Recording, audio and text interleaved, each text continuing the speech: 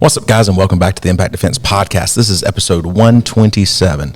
Today, we are going to be joined, I know, it's amazing. We are going to be joined by Dr. Charryse Johnson.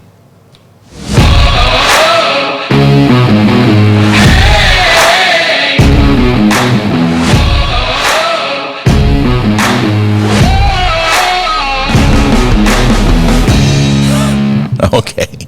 All right, so this is one of the lost episodes that we have done.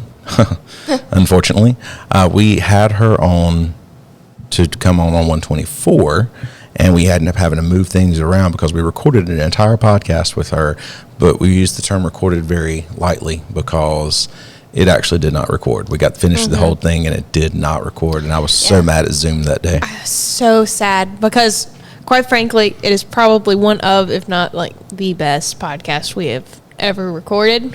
Yeah, it's definitely up there. It is definitely up there. And we kind of judge that by how much we have to cut out sometimes. Yeah, that's true too.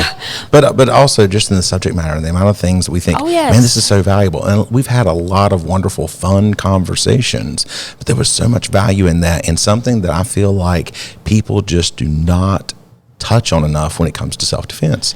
And that was something I was super excited about redoing that, and I was so thankful that she was willing to come back. Yeah. All right. So, well, without moving on too much further, let's go ahead and bring Dr. Charryse Johnson on.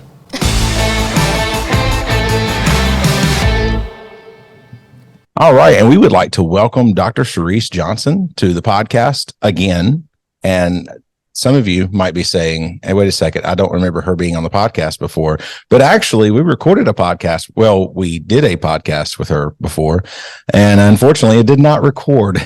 So it happens. I'm glad to be back. It was awesome the first time, and I have no doubt that today is going to be equally as amazing.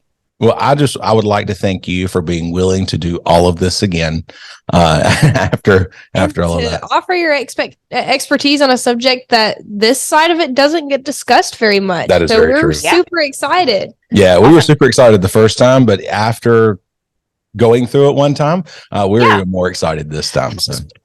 I can't stand telling people to listen to our podcast just because I know they're going to have to hear my voice. And I can't do it. But your episode was one I was pushing to some friends of mine. Aww. And they're like, that sounds amazing. I can't wait to listen to it. And then it didn't record. Yeah. You just kind of kept them a dangling carrot. It's coming. Yeah. It's coming, right? So, he's not going to let you down. All right. So let's go ahead and get started. So what inspired you to write the book Inspired Mindsets? Expired. You said inspired mindsets. Yeah. What inspired you to write Expired Mindsets? I mean, it's a tongue twister, right? So that happened. Yeah. Honestly, it was my daughter's initial thought around, Mom, you should write a book, right? It's the middle of the pandemic. And I said, I need you to go away because I'm a therapist in the middle of a pandemic.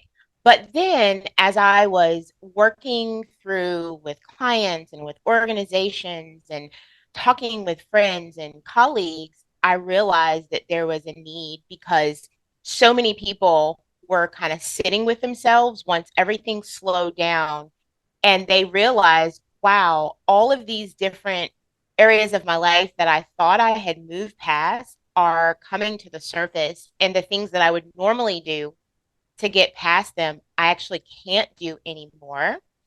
And also they sat and thought about, wow, that was a coping mechanism. That was a coping mechanism. Oh, avoidance is a coping mechanism. So I wanted to create a resource that helped walk people through, well, what do you do if you find yourself in a place of, I've had some really awful things happen to me and I don't know how to let go of it. And it's changed what I believe about myself.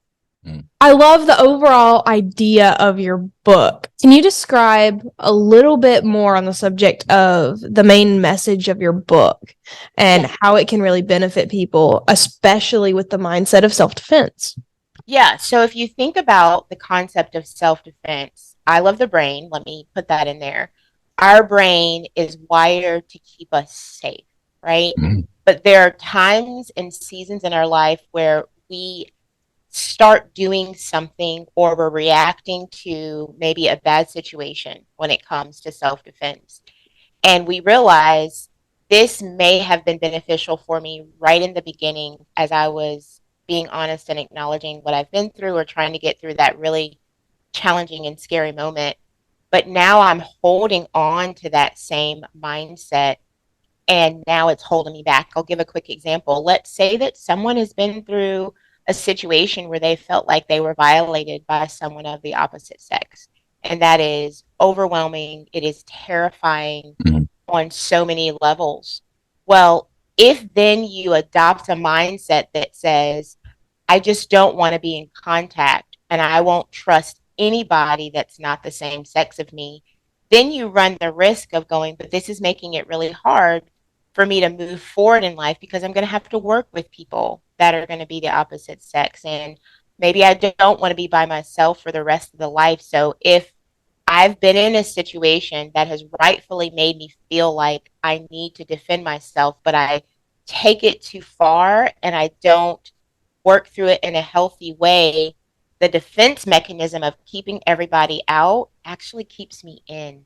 And then I start to feel lonely or isolated because I'm terrified because my mind believes if this happened once, then it might keep happening to me. So we have to work through that in a different way. Yeah, and sometimes that's not even just a conscious decision to avoid. It's your brain trying to protect you and making you averse to it without even sometimes your knowledge. Right. Spot on. Right. Your whole body goes into what we call fight, flight, freeze. And then there's another one that a lot of people don't know about, which is fawn, right? Fight is pretty self-explanatory. You can be pretty aggressive. Flight is the moment you feel those body sensations come up for you, you back away and shut down and escape a situation. Freeze, you become a little paralyzed. And sometimes it can feel like you're unmotivated because you're just overwhelmed. But fawn is a tricky one. Fawn is the one that says, I just want everything to be okay. So I'm going to overcompensate and do whatever anybody wants so that I can try to stay safe. And it is a internal reaction that happens subconsciously and you'll feel it before you will often be able to like recognize it. But there is a way out. You know, that's interesting. I've never actually heard that. And I mean, I've been in self-defense instruction forever, but what you're describing is things I have definitely seen with people in a lot of ways. So that's, I like that. I think we'll have to add that to when we talk to people about things. Yeah, fawn is FAWN, and it's not talked about as often, but it's actually one of the more common ones that comes later and is important to track, especially after dealing with a situation where you felt defenseless. Yeah, I think a lot of times when we talk about things like this, we might even say some things are freeze that would actually be fawn. Yes, we probably mislabel that a good deal, especially in our women's self-defense seminars, because thinking back, we have had some responses that would definitely qualify under fawn. Women who said that their response would just be to go along with it because it would probably end better for them. And you don't know what you don't know until you know it. But then that's the one that we find creates a lot of guilt, right? Before a situation happens where you have to defend yourself, we would all like to say, oh, if I was ever in this situation, I would fight back. You really don't know how your body is going to respond. But I have worked with multiple individuals because one of my specialties is trauma, that part of their struggle is, why didn't I fight? Why didn't I flight? And I didn't freeze. I went along with it because that was kind of what I thought was the best thing to do. And whatever you do in that moment is what is, right? So it's important not to beat yourself up. But the benefit of what you all do is, if we can teach young girls, young women, and men, I think it goes both ways, these skills ahead of time, then you're kind of learning the plays before the game. Right. And then it allows you to have a different automatic response going in. So to anyone listening, I just want to say, don't wait until there's the fear or threat of something or something happens. If possible, really think about this as a life skill and going, when my children are around 13, 14 years old, I want to start arming them with this thought just in case. Yeah. Mm-hmm. Yeah. Okay, so have you ever worked with someone who has been in a self-defense situation and fought in it and had to live with that, like knowing that they hurt the other person? Yeah, I've definitely worked with several individuals who have experienced that. And there's a lot of different emotions around that. And all the people that I've worked with over the last 20 years, one thing I can say, at least for those I've worked with, none of them have felt proud that they fought back. There's still this element of them that goes, I'm glad I survived. And I realized that it could have been worse, but there's still this dynamic of they were individuals who by nature, they're not fighters. Mm-hmm. So it kind of showed them something about themselves that they didn't expect. And then there's kind of another category where some people turn on that fight and then they struggle to turn it off. Yeah. So they are now being aggressive in a way that they didn't expect, but they're like, I want people to know that I'm powerful and to be afraid of me because I don't want the same thing to happen, but I also feel like I'm not really being myself. Yeah. So there can be a lot of emotions around that fighting back. I try to always make sure that I read a book of someone before we have them on the podcast. I really want to understand, but I really thoroughly enjoyed your book. Just saying that. But you do say a lot about releasing patterns and stuff like that. What kind of negative patterns can result from having to act in self-defense outside of like what you've already talked about? Yeah. So negative patterns around having to respond to a situation where you felt defenseless, they're enormous, right? Yes. But part of what I'm talking about is the mental patterns that can be in place around what you say to yourself, thoughts you have about yourself, because again, you can have an experience like that and it can change your identity, it can change your level of confidence. So we have what we call primary emotions and secondary emotions. Primary emotions are usually the first thing that we feel, but we also judge those heavily. So if I've been hurt by a situation or disappointed or devastated and I don't want to acknowledge that, then I'll go to another emotion that I think is more helpful. So what we sometimes see is when you go through an experience like the ones that you work with and we're talking about today, that can change the patterns of your relationships in terms of the kind of people that you surround yourself with or the kind of people that you think you're worth. It can change your ability to focus at work. It can literally alter your memory, your focus, and your concentration. We actually see a lot of individuals after a huge trauma that may struggle and be diagnosed with PTSD or ADHD because it's mimicking those brain changes. So patterns can also change in how you take care of yourself. Because if I don't feel good about myself, then I may not take care of myself the same way. Like, let's say, for example, they were really active and went to the gym or worked out every day, but now they're afraid to do things because they don't feel a sense of safety and security. Their pattern of health can change because now they don't want to engage in activities that they once used to enjoy, but that might have been helping them mentally. So we can see it show up in a lot of ways. And then the last one that I'll say that can also slide under the radar is it can change your pattern of thinking. So we don't think a lot about how we use food as a coping mechanism. And people are going to kind of either be overwhelmed and not eat and restrict, or they might be overwhelmed and eat more because they're trying to numb the anxiety. Same dynamic, it just presents differently, but that's another pattern of the way I show up and engage with food and how I nourish myself has changed because I'm trying to manage all of this adrenaline and cortisol and stress that's going through my body. Could understanding your book before an event help prevent someone from developing that negative pattern after being in a self-defense situation? Yeah. So if we're honest, we really can't prevent how we respond to a situation, but having this knowledge beforehand would give you the tools to go, if something happens to me, here's what I can use instead of default, right? Because there's no way to project how we will respond. But if we have mental tools and physical tools and good support in our life, then those are three really important things that help us get through difficult challenges. And then we kind of know, okay, I recognize what I'm doing and I can understand why my brain and my body are responding this way, but I want to go back to this resource in expired mindsets. I want to go back and make sure that I stay up to date with the things that are going to help me feel good physically and let people know that I'm not okay.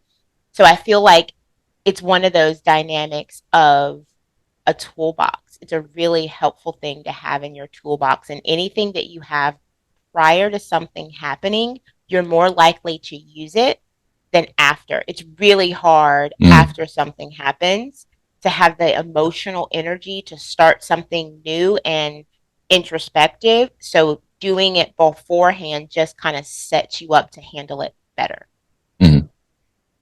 So going back to your book, you talk a lot about self-awareness. Do you have any kind of like practical tools to basically help someone in their self-awareness and identifying and releasing expired mindsets? Yeah, one of there's a couple things that you can do to help self-awareness. Let me first say that being self-aware doesn't require a lot of time.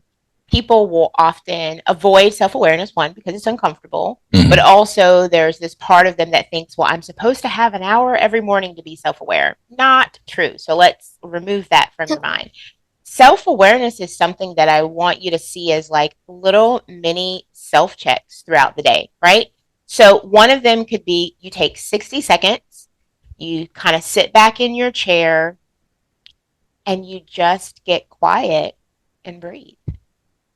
And you're going to notice as you breathe, what do I feel? You can do what we call in mindfulness a compassionate body scan, which means you're kind of thinking about your body and scanning it down from head all the way through your nose, your chin, your shoulders, and notice, do I feel grounded or do I feel tense? So that's a really great way to create some body awareness. And then releasing what you're feeling is a matter of going, okay, if I'm feeling tense and I realize how tight I am, what do I need? Right? So I've got these thoughts that I'm aware of, and now I've got to figure out what will help me kind of support myself.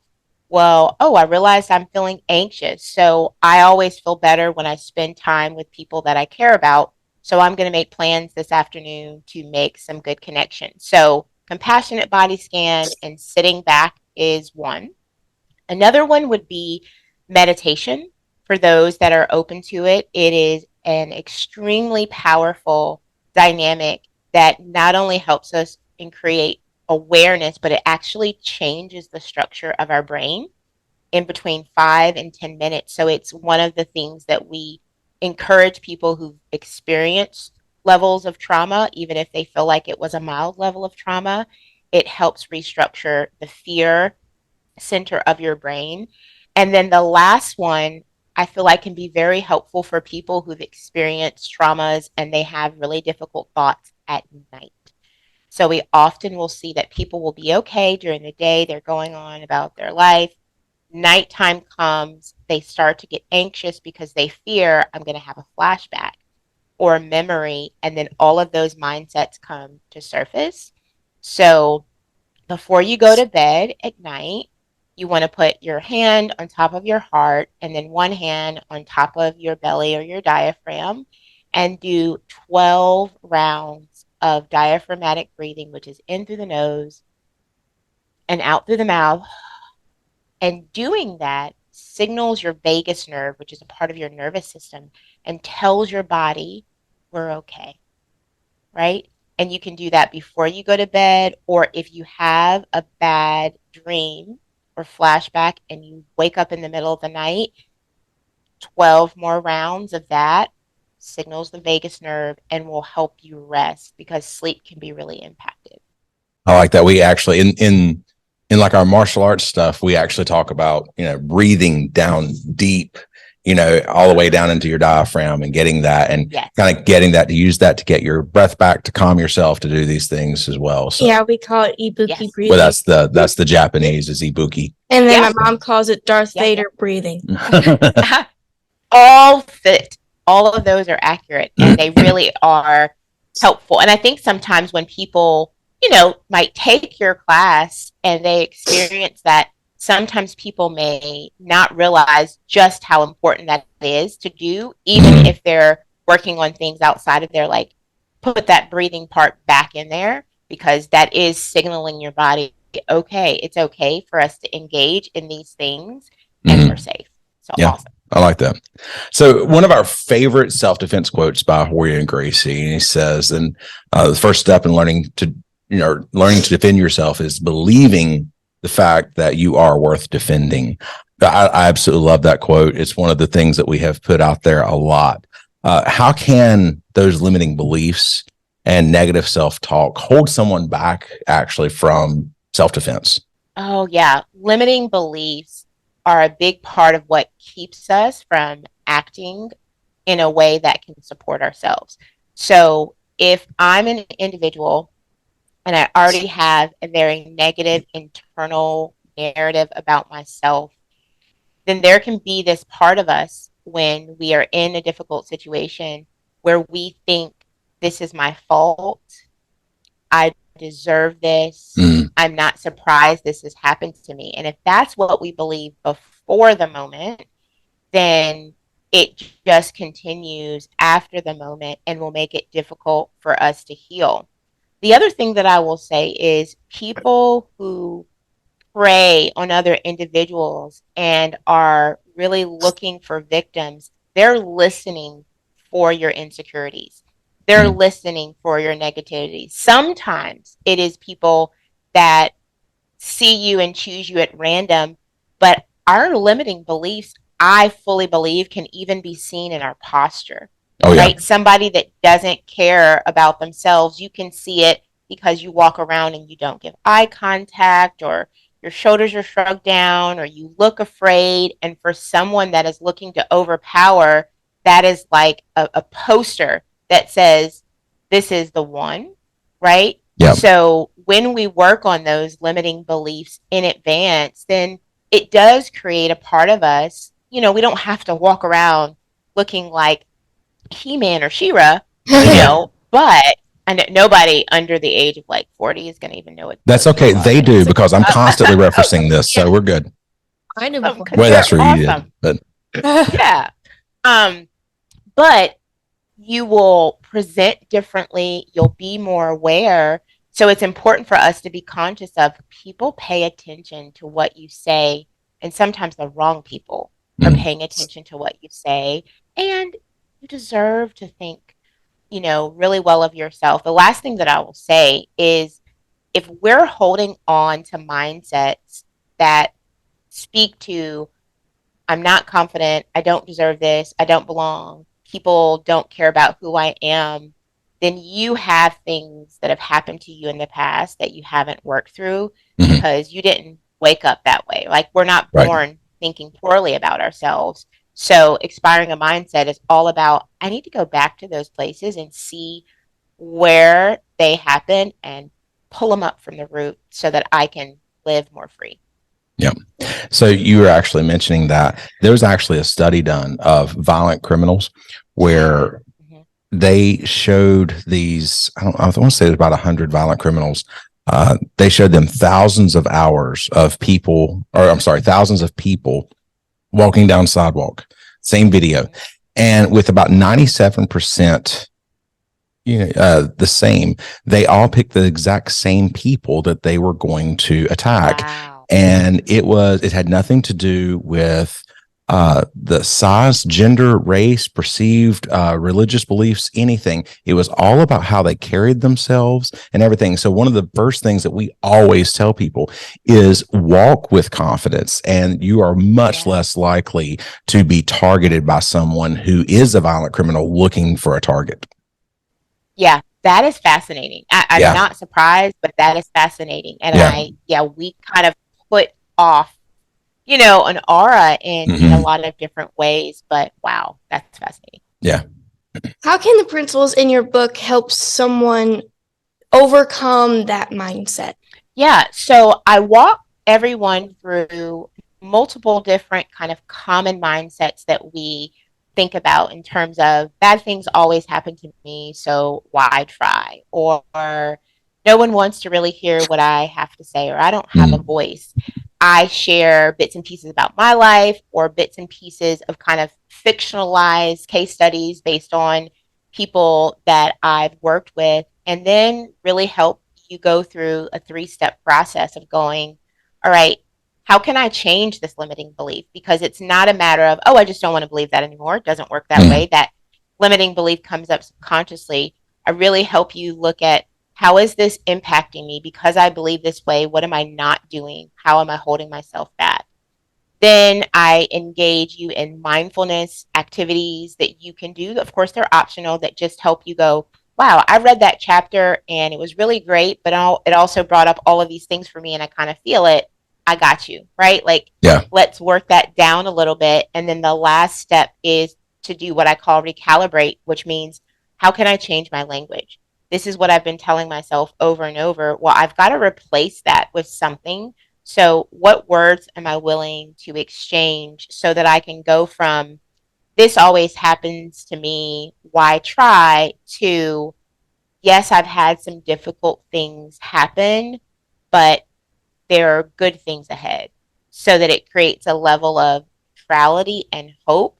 And then that's the new language that you start telling yourself. And I walk you all the way through how to do that. It's fantastic. And now we brushed on it a little bit, but what advice or what would you say to someone who is trying to overcome the expired mindsets that resulted from being in a self-defense situation and freezing, not acting, just froze? Yeah. The biggest piece of advice that I would give anyone that feels like they froze is, be compassionate towards yourself and realize you went through something that you did not ask for, that is not your fault, that you did not deserve. And then the other thing that I would say is, if it's necessary for you, forgive yourself. Yeah. Right? You didn't do anything wrong, but that doesn't mean that the process of forgiveness still wouldn't be necessary or helpful. In the book, one of the things that I even mention in one of the chapters is, I forgive myself for everything I did in order to survive.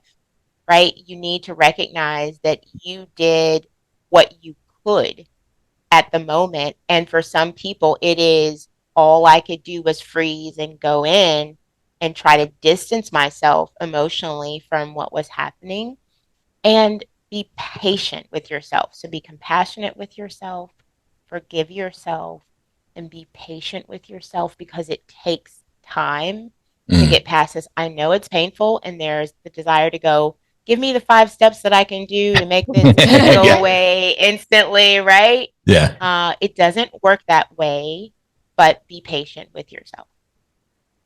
Having compassion and patience for yourself is very, very hard for a lot of people. And I know I am one of those people. It's very hard. I hold myself to a certain standard, and I should meet that standard in everything all the time. And sometimes having a little bit of self-compassion is is hard for a lot of people. Yeah. It's especially if you're your biggest critic. Yeah. My Sunday school teacher is also a life coach and a motivational speaker. And one of the things that I was talking to him about was just not feeling, all I can think about, even when I do something that should be great, is everything that I did wrong. and could have done better. And one of the pieces of advice he gave me was, okay, so you've got a big inner critic, name it, separate it from yourself by giving it a name. And whenever it comes up in unnecessary moments, address it by its name and have a conversation. Tell it to butt out. Yeah. And actually, it sounded so works. corny to me at the time, but I was going, well, he knows what he's talking about. So I did it, and it's actually really helped. I feel a lot freer that is to fail. Yeah. Well, and it's also just learning how to give yourself some context, or sometimes I'll tell people, well, let's widen the lens, right? You'll be really hard on yourself about a situation, which means I am taking on all of the blame and ownership for what happened and not thinking about, like, there's always a recipe. And it doesn't mean that I'm not taking on my part, but it is unrealistic to think that we're always going to do everything right. Like, that isn't going to happen. And we will handle things better if we go, oh, well, that stinks. That wasn't my goal. I really wanted to do better, but what can I do different next time? And if we can look at that with curiosity and reduce the judgment, we learn from it, right? We go, oh, here's why I didn't do as well as I wanted to, but now I know here's how I can set this up the next time, and then let's see what happens. So I love to help people exchange criticism for curiosity and go, can I step back and just observe the situation and see, what is this teaching me? Because I'll also go, sometimes our frustration is that we're like stepping into this new season, and they're just things that we don't know about how to operate on this level. So us not doing as well as we want just means we're learning, and we need the permission to be able to do that. Yeah. I tend to be like really hard on myself when it comes to like me teaching. Because like there was this one time where I felt like I had a really good plan and I went into it head on. And then whenever it came time, I teach like the little dragons, which is like ages from like 3 to 6. So I had a really good plan. We were going to play karate, hot potato, and everything. And then whenever it came time for all that, the kids were just like rolling around here and there and everywhere. And they weren't exactly like passing around the ball. They were like throwing it. And so I just felt like everything was like falling down like dominoes, where it just wasn't really going anywhere. And so I remember right after the class was over, I just bolted upstairs and went behind a curtain and just like fully took on everything, where all the bad kids just kind of like were being bad and just blamed it on me. And so I ended up like texting him. My mom thought that like a parent said something, but it wasn't, a parent didn't say anything bad. It was just, I was so hard on myself because it didn't go like how I wanted it to. Yeah. So I ended up texting him because he was like sick at the time. So I ended up texting him like me in tears, was just like, it didn't go very well. I just feel like I really let you down. It was just But I love your heart. And that's what I said. It's because we want to do so well. But like you said, one key thing, the kid. You don't have control over other people's actions. We can have the best plan in the world, and we still can't control other people. The only thing that we can choose is how we respond. And that's where flexibility and adaptability are two things that really help us move through difficult moments and release things, because who doesn't want your day, right? To be the way that you want. I mean, does anyone really have a day? Honestly, like everything goes the way that you want. So we also have to not prepare ourselves in a way that we're anxious and we want to control it, but we want to go, I've planned the best I can for this day, and we'll see what happens, right? I used to teach school, I'll say this real fast, and oh my gosh, what worked with each class each year was totally different. Like I could Yes. have something and one year it was like, oh, this went so well. I'm going to put this in a plan and we're going to do it again. And then I would get the next class and be like, just kidding, scrap this plan. We need to do something different because I'm not having it. Right. So every class, and sometimes even just like one or two people in that class, can change the whole dynamic. So you definitely will learn with time. I've got to be adaptable and I've got to be flexible because they need something different than the last group, but that's not a fault. That just is.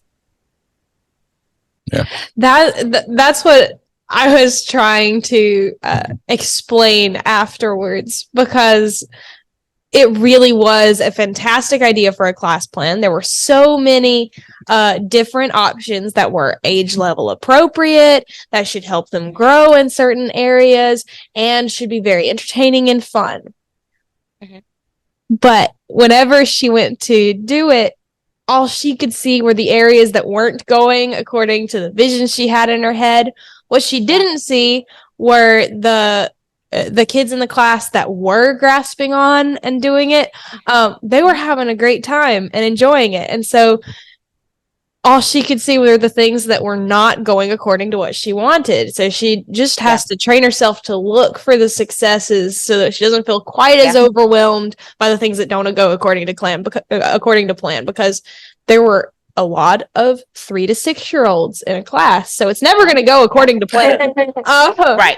But all she could see were the 3 kids in the class that struggle with more structured environments. And it created a little bit of chaos.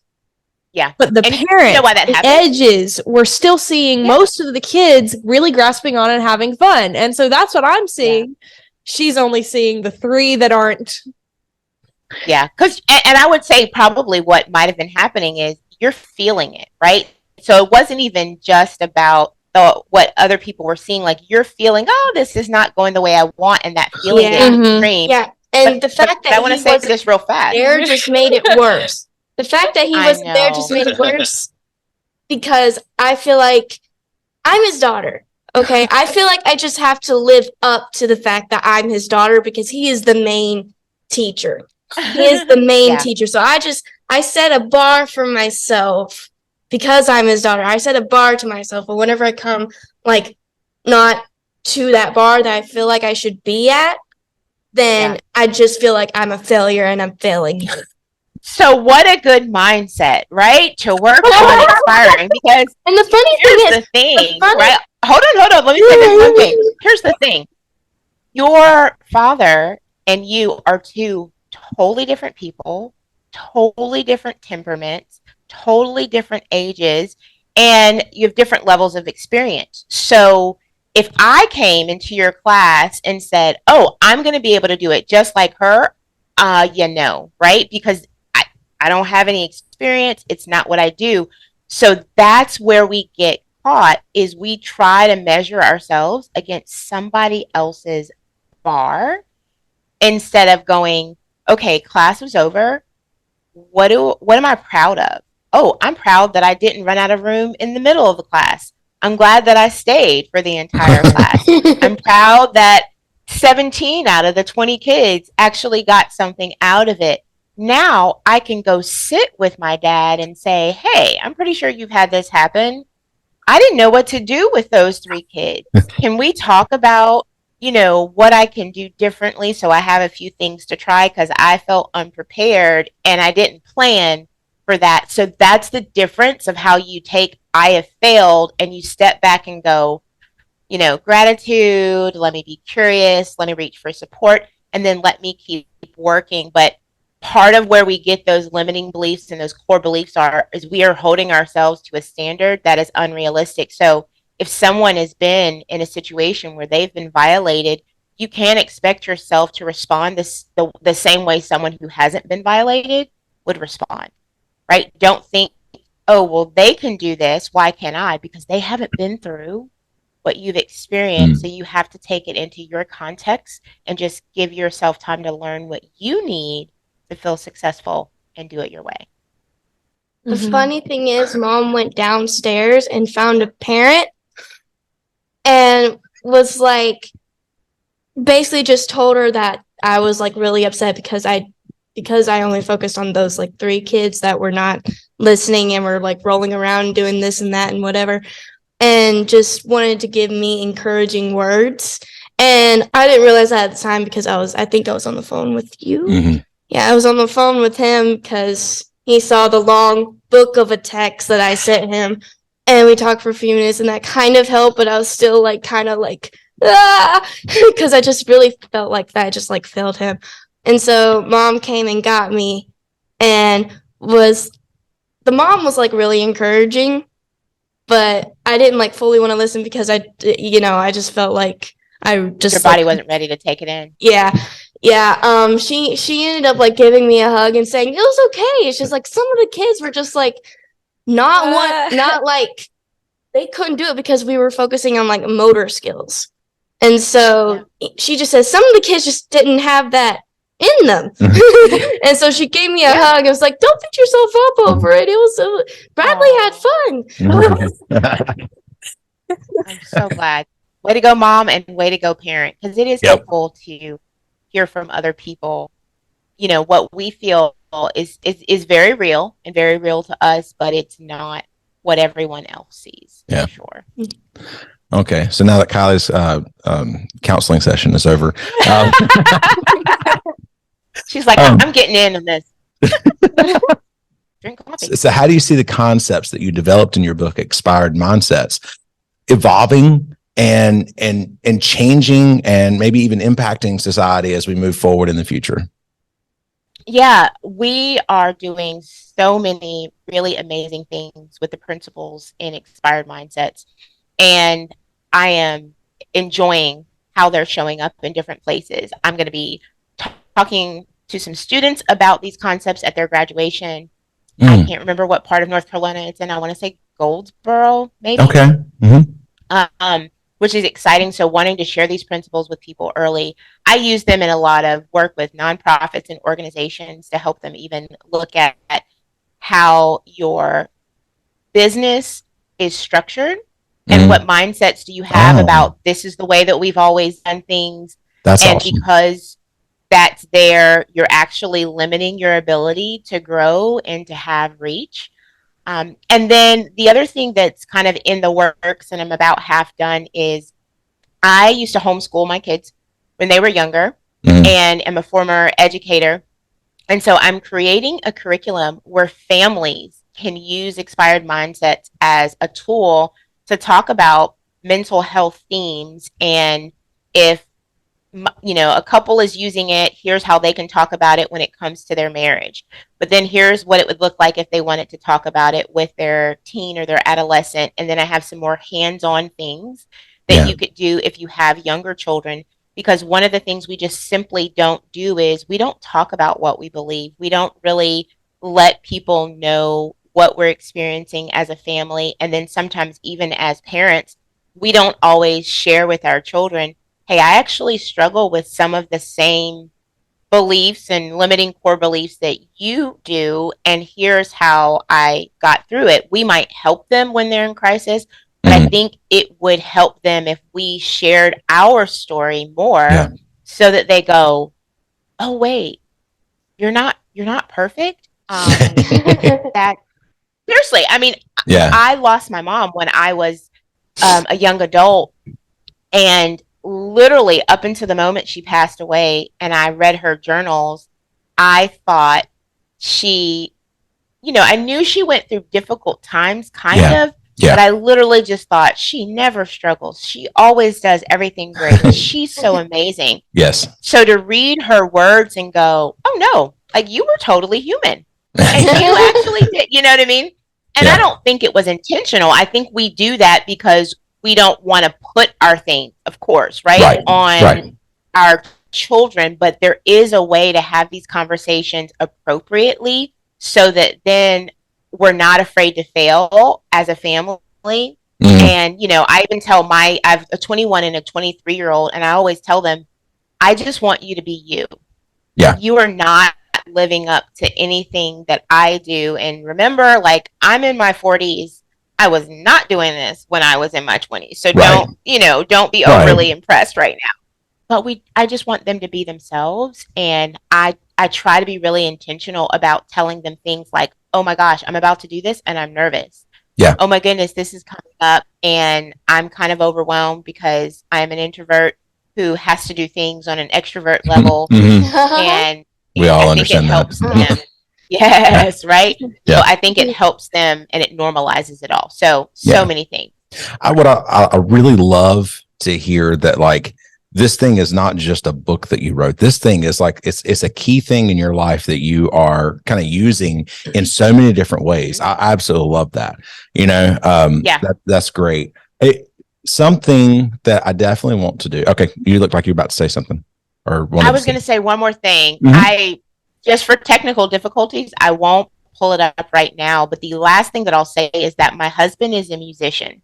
And he writes music and he writes songs that goes with the theme in the book. So when we're done, I'm going to send you one of the latest songs that he wrote that's called Back to the Valley, that kind of talks about when you go through those low experiences, like hang in there because you're going to reach to the mountaintop. So cool. But okay. Yes, that's awesome. I'll share it with you. That is, yes. We would definitely. Yeah, absolutely. Okay. Basically, I just wanted to say, number one, the link is in the description for your book. I highly recommend anybody getting your book. So if you can, please tell us where they can find more information about you and everything else, that would be wonderful. Yep. So you can get the book on Amazon or Audible. I spend the most time on Instagram. So my IG is Dr.Charryse _J, and Charryse is spelled CHARRYSE.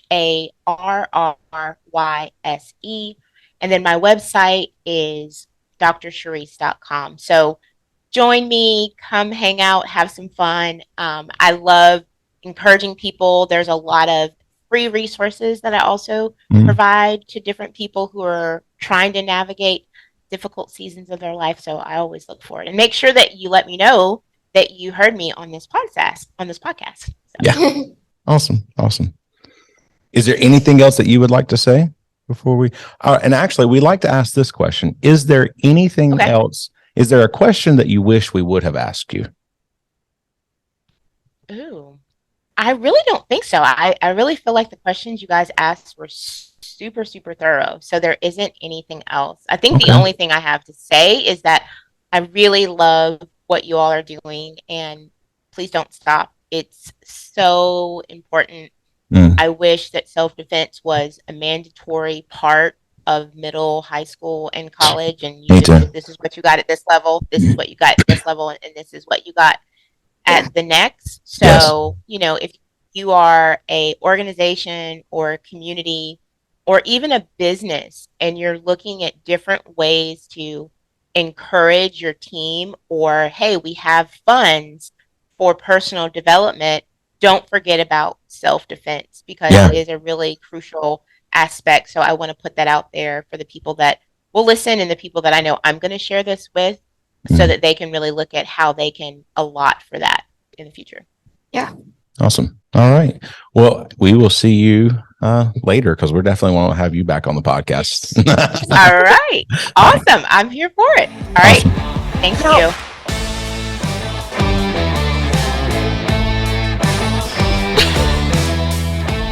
All right. Don't mind us. We're just jamming out. Yeah. They can't see that because there's an overlay. So that was every bit as good as I hoped it would be the second time around. Yes, absolutely. Well, it exceeded my standards for a second time, or for a repeat podcast. Yeah, my biggest fear, I think, about recording the same thing and asking the same. We asked variation of some of the same questions. It was mainly the same things.